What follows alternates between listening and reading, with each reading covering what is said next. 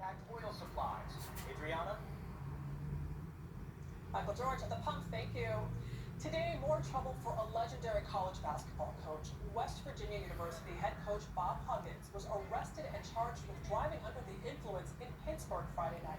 It comes just weeks after Huggins was suspended and his pay cut as punishment for a homophobic slur in a radio interview. In Los Angeles, it is back to baseball tonight for the Dodgers after protests Friday at Dodger Stadium. CBS's Elise Preston is there. Elise, good evening. Good evening to you, Adriana. A lot of back and forth for weeks with the Dodgers inviting, disinviting, and then finally re-inviting the Sisters of Perpetual Indulgence. When the sisters showed up here, so did the protesters.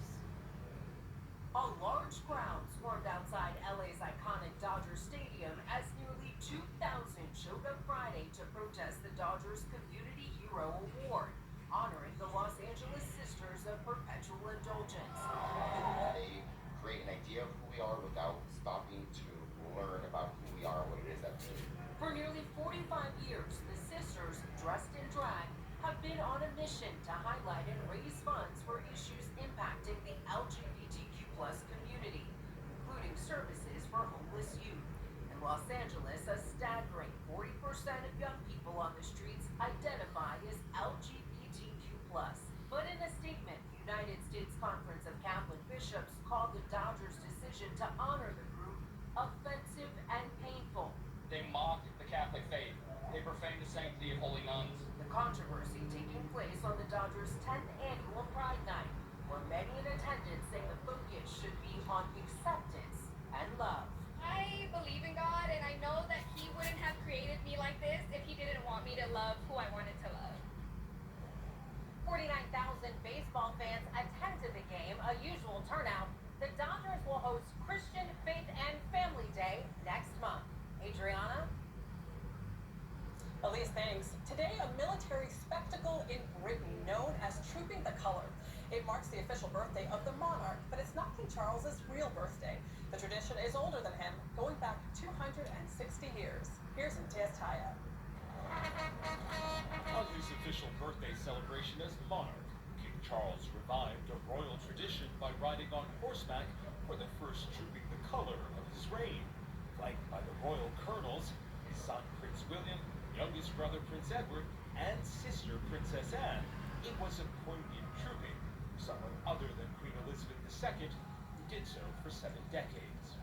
Sovereign Lady It Elizabeth. was 1952, the young Elizabeth, seen here mounted on horseback, led her inaugural Trooping the Colour.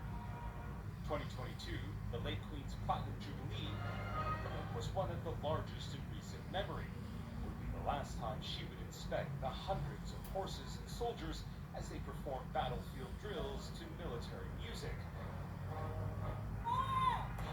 An annual hallmark of Britain's hard power and soft. Senior members of the royal family gathered together on the balcony at Buckingham Palace for what's known as the fly pad.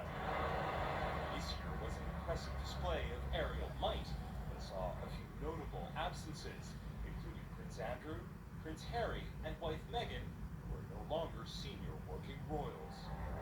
Still, Trooping the Colour doesn't always go as smoothly as it did today.